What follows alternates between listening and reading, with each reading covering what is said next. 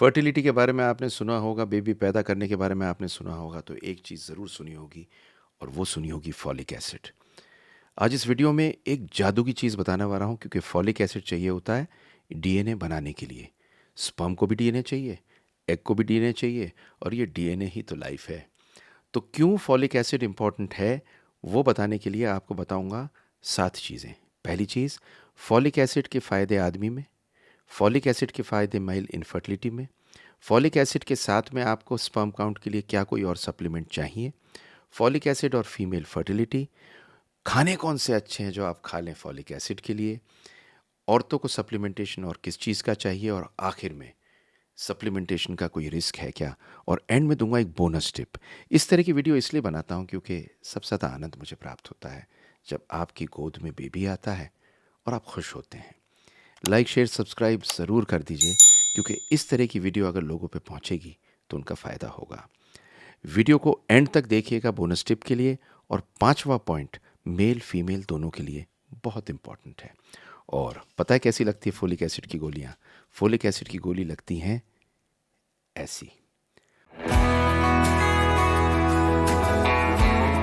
तो सबसे पहले आदमी में बेनिफिट क्या है? तो आदमी में ये देखा गया है कि ये इरेक्टाइल डिसफंक्शन में फ़ायदा देती है। ये एक पेपर आया, इस पेपर में इन्होंने दिखाया कि इरेक्टाइल डिसफंक्शन में बेनिफिट देती है और उसके साथ साथ जो सबसे बड़ी बात ये करती है, ये पोटेंशियली बूस्ट कर सकती है स्पर्म काउंट को। अब इसके बारे में बहुत सारी अलग अलग स्टडी हैं, लेकिन फॉलिक एसिड लेने में कोई नुकसान नहीं है अगर आपको स्पर्म काउंट और इरेक्शन को बेटर करना हो। अगली चीज़ आती है कि साथ फॉलिक एसिड मेल फर्टिलिटी में क्या काम करता है। तो हमें ये पता है कि फॉलिक एसिड औरतों में बड़ा ज़रूरी होता है चाइल्ड बेरिंग एज में, पर क्वेश्चन ये पूछा जाता है क्या ये मेल्स में ज़रूरी है? तो फॉलिक एसिड मेल फर्टिलिटी को ऐसे इम्प्रूव कर सकता है कि बेबी बनाने में जब हेल्प करता है तो स्पर्म काउंट अगर बेहतर होगा, स्पर्म का डीएनए बेटर होगा, तो फर्टिलिटी भी बेहतर हो सकती है। एक स्पर्म को 60 दिन लगते हैं बनने में। एसेंशियल न्यूट्रिएंट है उसके लिए फोलेट, डीएनए की स्टेबिलिटी देता है। इसलिए ज़रूरी है कि हम मेल इनफर्टिलिटी में फोलेट या फॉलिक एसिड दें। अगला आता है कि साहब इसके साथ में हम क्या क्या दे सकते हैं। देखिए, जब भी हम कोई सप्लीमेंटेशन देते हैं तो अकेले नॉर्मली नहीं देते। इसके साथ में बहुत सारी स्टडीज़ आई हैं और ये देखा गया है कि फॉलिक एसिड के साथ में जब जिंक दिया गया 26 हफ्ते तक, तो इसने सिर्फ स्पर्म काउंट इंक्रीज ही नहीं किया, इसने स्पर्म का डीएनए बेटर किया बेबी पैदा करने के लिए। तो जिंक एक बहुत अच्छा सप्लीमेंट है इसके साथ देने के लिए, क्योंकि जिंक मोटिलिटी भी ठीक करता है, टेरिटोस्पर्मिया में एबनॉर्मली लो जो होते हैं उन्हें भी सही करता है, शेप को भी शायद बेहतर कर सकता है, तो आपकी फर्टिलिटी बेटर करती है। इसके साथ साथ बहुत सारी चीज़ें हैं जैसे coenzyme Q, vitamin C, vitamin D, selenium, lycopene, ये सारे सोचे गए हैं कि फ़ायदे देते हैं। तो इस तरह का सप्लीमेंटेशन अगर दिया जाए तो एज एन एंटीऑक्सीडेंट आपको फ़ायदा करता है। अगला क्वेश्चन है साहब कि फॉलिक एसिड फीमेल फर्टिलिटी में फ़ायदा देता है क्या? तो अब समझ लीजिए बात को। ये देखा गया है कि जिन औरतों को फोलिक एसिड डाइट में नहीं मिलता, उनको ज़्यादा रिस्क होता है बच्चे को न्यूरल ट्यूब डिफेक्ट होने का, मतलब स्पाइनल कॉर्ड और ब्रेन में डिफेक्ट होने का। अब 3,000 pregnancies per year United states में होती है, हमारे हिंदुस्तान में तो उससे बहुत ज़्यादा होती होंगी। इन सब को प्रिवेंट करने के लिए बहुत अच्छी चीज़ है फॉलिक एसिड। तो फॉलिक एसिड हमें पता है कि हर प्रेगनेंसी में ली जाती है। ये पहली चीज़ है जो हम शुरू करते हैं। तो अगर हम ये पहले शुरू कर दें तो एग की क्वालिटी भी बेटर होगी, और आप अगर प्रेग्नेंट हो जाते हैं और कंटिन्यू करते हैं, जो आपको करना ही करना पड़ेगा, तो बेबी भी अच्छा होगा। स्टडीज़ में एक चीज़ पाई गई है कि जब भी आप फॉलिक एसिड देंगे तो कंजेनाइटल हार्ट डिफेक्ट कम होगा, प्रीटर्म बर्थ कम होगा मतलब जल्दी डिलीवरी होना, लो बर्थ वेट बेबी मतलब बेबी कमज़ोर होना कम होगा, और प्रोजेस्टेरॉन लेवल बढ़ेगा जिसकी वजह से कम चांसेस होंगे इर्रेगुलर मेंसेस होने के। तो औरतों में ये ज़रूर लेना है फर्टिलिटी के लिए भी, और फर्टिलिटी ना हो तो प्रेगनेंसी हो जाए तो ज़रूर लेना है फॉलिक एसिड। अब आता है साहब कौन से खाने रिच हैं। तो पहले तो मैं आपको ये बता दूं कि डोज क्या है। तो 400 माइक्रोग्राम है आदमियों में और औरतों में 14 साल के ऊपर। और जो औरतें दूध पिला रही हैं उनको करीब करीब 500 माइक्रोग्राम। और जो लोग ये क्या बोलते हैं प्रेग्नेंट हो गई हैं उनको 600 माइक्रोग्राम। ये रेकमेंड किया है कि 400 से 1000 माइक्रोग्राम तक आराम से दिया जा सकता है।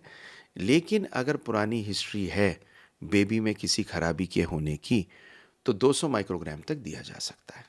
अब साहब मैं खाना क्या खाऊं जिससे मुझे फोलेट मिले? तो आप एक चीज़ याद रख लो, हरा ही हरा है।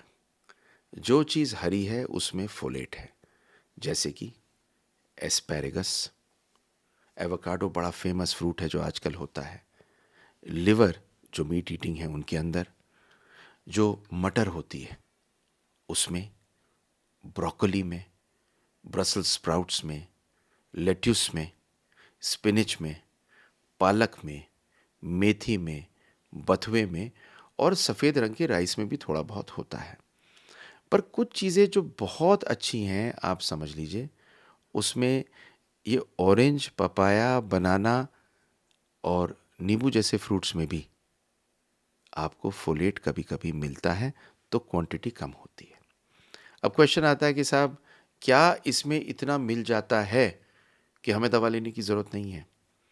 तो हर चीज़ को फोर्टिफाई करने के बावजूद ज़्यादातर औरतों को फोलेट नहीं मिलता। इस कारण से हर लेडी को प्रेगनेंसी होने के बाद में 400 माइक्रोग्राम फॉलिक एसिड लेना ज़रूरी है। और जब आप प्रेग्नेंट हो जाते हैं तो 600। लेकिन प्रेगनेंसी से पहले अगर आपको फोलेट लेना है तो 400 माइक्रोग्राम लेना ही लेना है। तो आपके डॉक्टर आपको रेकमेंड कर देंगे। लेकिन अगर आपको न्यूरल ट्यूब डिफेक्ट की फैमिली हिस्ट्री है तो आपको 2000 से 400 माइक्रोग्राम लेने की ज़रूरत होती है।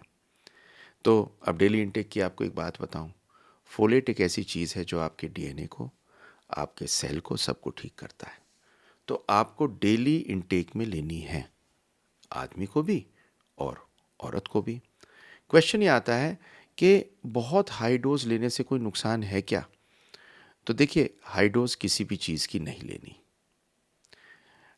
बहुत हाई डोज लेने से फ़ायदा नहीं होता। कभी कभी इंटरेक्ट कर सकती है ये कुछ दवाइयों से, जैसे कि फेनिटॉइन होती है, सीजर की दवा। इसलिए नॉर्मल डोज में ही लेना ठीक है। आखिर में सब चीज़ों को समराइज़ करके एक चीज़ बता दूँ, फोलेट एक जादू की चीज़ है।